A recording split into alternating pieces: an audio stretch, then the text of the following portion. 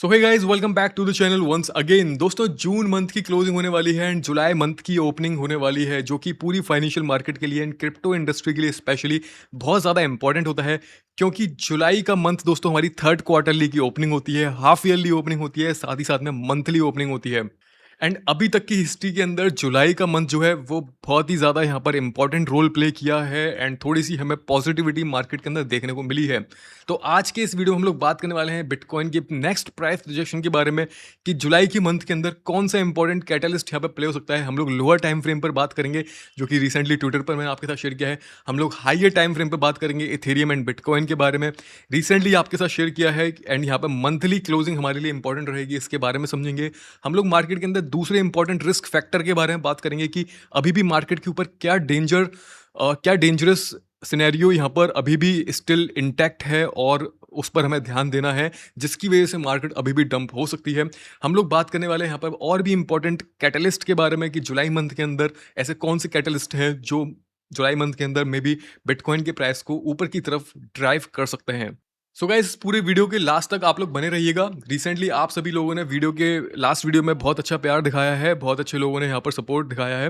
दोस्तों, आप लोग अगर लाइक करते हो ना तो उससे बहुत ज़्यादा मोटिवेशन मिलती है बेसिकली, क्योंकि मुझे भी ऐसा लगता है कि मैं जो भी कंटेंट आप सबके साथ शेयर कर रहा हूँ, उसके अंदर जो भी इन्फॉर्मेशन मैं शेयर कर रहा हूँ उसको और भी ज़्यादा नरिशमेंट के साथ में शेयर करूँ, और भी ज़्यादा क्लियर व्यू के साथ शेयर करूँ, जिससे आप सभी को ईजी हो जाए मार्केट को समझना कि मार्केट के अंदर अपकमिंग डेज के अंदर क्या होने वाला है। दोस्तों, हिस्ट्री के अंदर तो हर कोई बताता है कि ये क्यों हुआ, कैसे हुआ, लेकिन आने वाले टाइम के अंदर क्या हो सकता है, इसके बारे में प्रोडिक्शन करना, प्रोजेक्शन करना is not a easy game. And 100% कोई भी सही नहीं बता सकता। सारा गेम प्रोबेबिलिटीज पर होता है, डेटा के ऊपर होता है, इन्फॉर्मेशन के ऊपर होता है, स्ट्रक्चर लिक्विडिटी के ऊपर होता है। तो हम उसी बेसिस पर बात करते हैं। और अगर आपका सपोर्ट मिलेगा दोस्तों तो बहुत ज़्यादा हिम्मत मिलती है। तो सभी लोग लाइक ज़रूर प्रेस करना, जो कि बहुत ज़्यादा मोटिवेट करता है। दोस्तों, चार्ट्स के बारे में बात करने से पहले हम लोग यहाँ पर बस बात करेंगे, समझेंगे मार्केट के अंदर माइक्रो एंड मैक्रो फैक्टर्स के बारे में, जो कि जिसकी वजह से मार्केट के ऊपर अभी भी डेंजर जोन यहाँ पर सर के ऊपर है। बिल्कुल डेंजरस टाइम अभी भी है। ऐसा नहीं है कि हम लोग यहाँ पर आउट ऑफ डेंजर जोन है, हम लोग in still in we are in the danger zone. And उसके पीछे कुछ इंपॉर्टेंट चीज़ें हैं, है ना। तो हम लोग पॉजिटिव और नेगेटिव दोनों चीज़ों के बारे में बात करेंगे। दोस्तों, यहाँ पर सबसे पहले समझने वाली चीज़ ये है कि जो माइकल सेलर है, माइकल सेलर कौन है? माइक्रो स्ट्रेटेजी के यहाँ पर सीईओ, जो कि बिटकॉइन के अंदर बिलीव करता है। एंड ऐसे ही दोस्तों यहाँ पर टॉम ली है, जो कि बिटमाइन कंपनी के सीईओ हैं, जो कि इथेरियम के अंदर बिलीव करते हैं। एंड इन दोनों का मानना है कि ये ना बहुत ज़्यादा ऊपर वाली प्राइस तक जाएंगे। जैसे कि माइकल सेलर का मानना है कि बिटकॉइन $1 मिलियन जाएगा as soon as possible, sooner और लेटर। एंड टॉम ली का मानना है कि इथेरियम जो है $15-20 इवन $40-50 तक जाएगा। एंड डेफिनेटली जाएगा, हम सब लोग भी यही मानते हैं, इसलिए तो हम सभी लोग मार्केट के अंदर हैं। लेकिन सबसे बड़ी प्रॉब्लम की बात यह है इन लोगों की पब्लिक बाइंग। इन लोगों ने पब्लिक के अंदर ढिंडोरा पीट पीट कर इतना ज़्यादा बाइंग की है हर एक प्राइस पॉइंट के ऊपर। फिर चाहे बिटकॉइन $16,000 पर हो, $50,000 पर हो, $1,25,000 पर हो। तो ऐसे में क्या किया है इन लोगों ने यहाँ पर, जो माइक्रो स्ट्रेटेजी है। एंड इनके दो स्टॉक हैं, एक तो है MSTR एंड STRC। MSTR दोस्तों बिटकॉइन की प्राइस को रिफ्लेक्ट करता है, यानी कि जैसे जैसे बिटकॉइन का प्राइस मूव करेगा ये भी उसी तरीके का प्राइस एक्शन फॉर्म करेगा। ठीक है, अगर बिटकॉइन ऊपर जाएगा तो ये ऊपर जाएगा, नीचे जाएगा तो ये नीचे जाएगा, उस हिसाब से। एंड STRC दोस्तों इनकी फंडिंग रेजिंग करने वाली स्टॉक है, यानी कि जितने भी इनके इन्वेस्टर हैं वो STRC टोकन बाय करते हैं। STRC के थ्रू इन लोगों के पास फंडिंग आती है एंड वो फंडिंग इनडायरेक्टली एंड डायरेक्टली वे में ये लोग बिटकॉइन के अंदर इन्वेस्ट करते हैं। एंड बिटकॉइन के अंदर इन्वेस्ट करते हैं तो उसका इम्पैक्ट यहाँ पर MSTR पर भी पड़ता है, क्योंकि डायरेक्ट और इनडायरेक्ट वे में MSTR जो है वो बिटकॉइन को रिफ्लेक्ट करता है।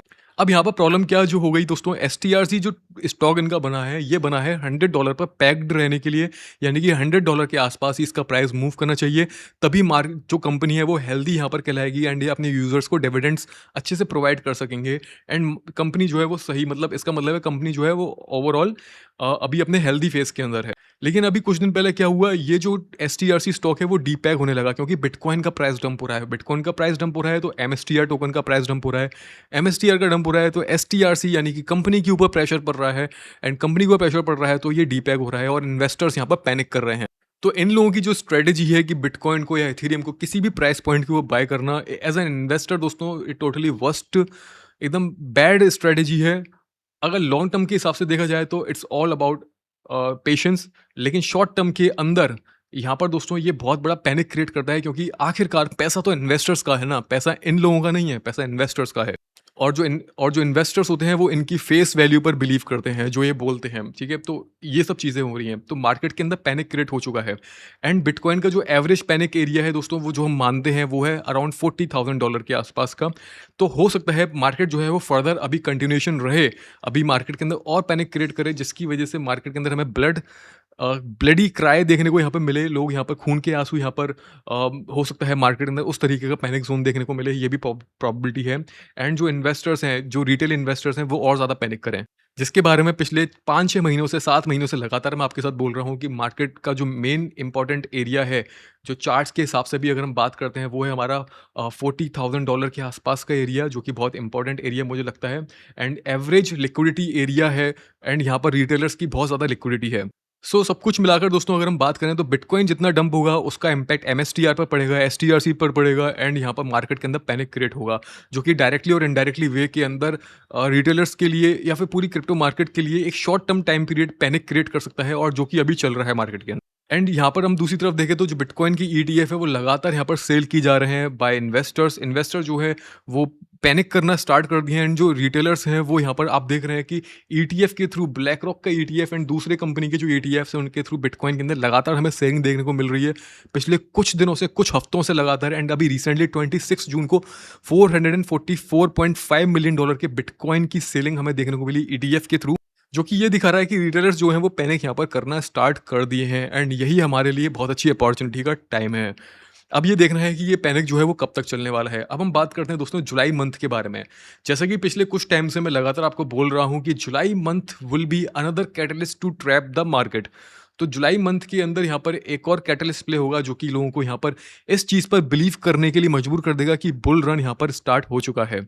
एंड वो चीज़ मुझे चार्ट्स के ऊपर भी अभी देखने को मिल रही है। एंड रिसेंटली यहाँ पर जो न्यूज़ आई क्लैरिटी एक्ट को लेकर, कि क्लैरिटी एक्ट की जो हियरिंग होने वाली है 17th ऑफ जुलाई को होने वाली है। एंड 17 जुलाई तक आते-आते मार्केट थोड़ा-सा दिखा सकता है, पॉजिटिविटी दिखा सकता है। एंड जैसे ही यहाँ पर इसकी हियरिंग होगी, कुछ ना कुछ हमें एक डिले देखने को मिलेगा, कुछ ना कुछ पोस्टपोन देखने को मिलेगा, या कुछ ना कुछ नेगेटिविटी देखने को मिल सकती है, जो कि हम बोल सकते हैं मार्केट के अंदर एक और drama to dump the bitcoin price further down. तो ये सिनेरियो जो है मोटा-मोटा मैंने आपको समझा दिया कि कुछ इस तरीके की चीज़ें प्ले हो सकती हैं। अगर हम दोस्तों यहाँ पर मंथली रिटर्न के बारे में बात करें, अभी तक की हिस्ट्री के अंदर जुलाई का मंथ ऐसा मंथ है जिसके अंदर बिटकॉइन ने थोड़ा-सा यहाँ पर रिलीफ रैली दिखाई है, थोड़ा-सा रिलीफ दिखाया है कुछ परसेंटेज तक का। तो मैं आपको ये भी बताऊँगा कि इस मंथ यानी कि अपकमिंग मंथ के अंदर, जुलाई मंथ के अंदर मुझे क्या लगता है कि कितने परसेंट तक का हमें रिलीफ देखने को मिल सकता है। अब जुलाई का मंथ इंपॉर्टेंट इसलिए क्योंकि दोस्तों ये हमारे लिए हाफ ईयरली क्लोजिंग है, हमारे लिए क्वार्टरली की क्लोजिंग है, एंड यहाँ पर monthly closing and monthly opening भी है। तो ये पूरे ईयर का सेंट्रल मंथ होता है, एकदम सेंटर वाला मंथ, जहाँ पर मार्केट जो है वो रिएक्ट करेगा कुछ ना कुछ पॉजिटिव और नेगेटिव, या तो बहुत बड़ा नेगेटिव कर सकता है या पॉजिटिव कर सकता है। लेकिन हिस्ट्री के अंदर बहुत बड़ा नेगेटिव कभी भी नहीं हुआ, जुलाई मंथ के अंदर हमेशा पॉजिटिव ही हुआ है। तो हम सब चीज़ों को इंटैक्ट करेंगे, एंड अब चार्ट्स पे हम लोग समझेंगे कि मार्केट क्या बोलता है। दोस्तों अगर हम लोअर टाइम फ्रेम पर बात करें, जो कि पिछले 2 दिन पहले मैंने आपको, या 1 दिन पहले मैंने आपको यहाँ पर बता दिया है ऑलरेडी ट्विटर पर, कि मुझे क्या लगता है कि इथेरियम के अंदर जो जून की क्लोजिंग रहेगी एंड जुलाई की जो ओपनिंग रहेगी, वो हमारा नेक्स्ट जो डायरेक्शन है वो क्लियर करेगा मार्केट के अंदर कि बिटकॉइन का प्राइस कहाँ तक जा सकता है। एंड मेरे पर्सनल व्यू के हिसाब से मुझे लगता है कि मैंने यहाँ पर आपको मेरा अपना पर्सनल व्यू बताया, उसमें मुझे लगता है कि यहाँ पर जो करंट लेवल है बिटकॉइन, वो होल्ड करने की कोशिश कर रहा है। स्ट्रक्चर जो है माइक्रो लेवल पर शिफ्ट होने की कोशिश कर रहा है 2 hour and 4 hour time frame के अंदर अगर हम देखें। एंड अगर वो स्ट्रक्चर होल्ड हो जाता है तो बिटकॉइन एंड इथेरियम के अंदर थोड़ा सा रिलीफ हम लोग देख सकते हैं, जो कि हमारे फंडामेंटल के साथ भी यहाँ पर दोस्तों इंटैक्ट कर रहा है। अभी यहाँ पर हमारे लिए समझना ये है कि हमारे लिए रिस्क फैक्टर क्या है। पहला रिस्क फैक्टर तो दोस्तों मार्केट के अंदर जो है वो पैनिक है एमएसटीआर एंड एसटीआरसी टोकन का, एंड माइक्रो स्ट्रेटेजी एंड जो बिटमाइन अपने अनरियलाइज्ड लॉस के अंदर है, तो ये कहीं ना कहीं रिटेलर्स के अंदर पैनिक क्रिएट कर रहा है। दूसरा हमारे लिए इंपॉर्टेंट रिस्की फैक्टर जो है वो ये है दोस्तों, यूएस का स्टॉक मार्केट वीक है। अगर हम यहाँ पर बात करते हैं S&P 500 की, या दूसरे नैस्डैक की, या किसी दूसरे एसेट के बारे में, तो हम लोग यहाँ पर देखेंगे कि S&P 500 पॉजिटिव नहीं दिख रहा है, ठीक है। एंड यहाँ पर इसने थोड़ा थोड़ा करेक्शन लेना स्टार्ट करा है। अगर हम दोस्तों यहाँ पर CME गैप के हिसाब से बात करते हैं, तो CME गैप हमारा एक यहाँ पर है जो कि $6,600 के पास है। एंड यहाँ पर सीएमई गैप एक यहाँ पर छोटा-सा क्रिएट हुआ है। तो अगर मैं आपको प्राइस प्रोजेक्शन के हिसाब से बताता हूँ अपने, मुझे क्या लगता है, मैंने ट्विटर पे भी शेयर किया है वैसे तो, क्योंकि जुलाई मंथ की अब ओपनिंग होने वाली है और सब चीज़ें हमें देखनी है, तो उसके अकॉर्डिंगली जो हमारा प्राइस प्रोजेक्शन दोस्तों यहाँ पे फॉर्म हो रहा है, तो प्रोबेबिलिटी ये है कि जो एस-एंड-पी 500 है, वो प्रॉब्ली इस स्ट्रक्चर को हो सकता है जुलाई मंथ के अंदर थोड़ा-सा हमें रिलीफ देखने को मिले एंड एक स्लाइडली हायर हाई यहाँ पे क्रिएट करे एक बियरिश डाइवर्जेंस के साथ एंड फर्दर हमें डाउन देखने को मिल सकता है, ठीक है? एक प्रोबेबिलिटी ये है, दूसरी प्रोबेबिलिटी ये है कि प्राइस थोड़ा-सा अ जो राइजिंग हमारा ये जो ट्रायंगल बन रहा है, हमारा जो पैटर्न बन रहा है, इसको स्लाइडली फॉलो करते हुए ऊपर की तरफ ब्रेक करे, थोड़ा-सा लिक्विडिटी हंट करके एंड हमें इस तरीके का देखने को मिल सकता है, ठीक है? एंड थर्ड प्रोबेबिलिटी है कि प्राइस यहाँ से नीचे जाए एंड थोड़ा-सा ऊपर जाकर फिर नीचे गिरे। तो इन तीनों में से कुछ भी हो सकता है, लेकिन मेन जो हमारा एंड गोल है, अगर हम ज़ोन टू ज़ोन बात करें, तो हमारे $6,600 एस-एंड-पी 500 आना बहुत इंपॉर्टेंट है एंड मुझे लगता है ये सूनर और लेटर आएगा ज़रूर। और अगर सूनर और लेटर यहाँ पर आता है तो ये मार्केट के ऊपर एक नेगेटिव इम्पैक्ट प्ले करता है, लेकिन अभी ये देखना है कि जुलाई मंथ के अंदर ये किस तरीके से होल्ड करता है। अगर जुलाई मंथ के अंदर एस-एंड-पी 500 भी थोड़ा सा होल्ड कर लेता है तो इसका इम्पैक्ट हमें स्लाइटली बिटकॉइन के ऊपर भी देखने को मिलेगा, जो कि हमारे कैटलिस्ट के साथ एकदम इंटेक्ट कर रहा है, क्लैरिटी एक्ट के साथ। प्लस हमारे लोअर टाइम फ्रेम प्रोजेक्शन के बारे में अगर मैं बात करूं, तो लोअर टाइम फ्रेम प्रोजेक्शन में मुझे यहाँ पर स्ट्रक्चर शिफ्ट होते हुए देखने को मिला है। बिटकॉइन ने पहले यहाँ पर अपना लो क्रिएट किया 60,000 $59,000 पर एंड इसके बाद जो है प्राइस ऊपर जाता है।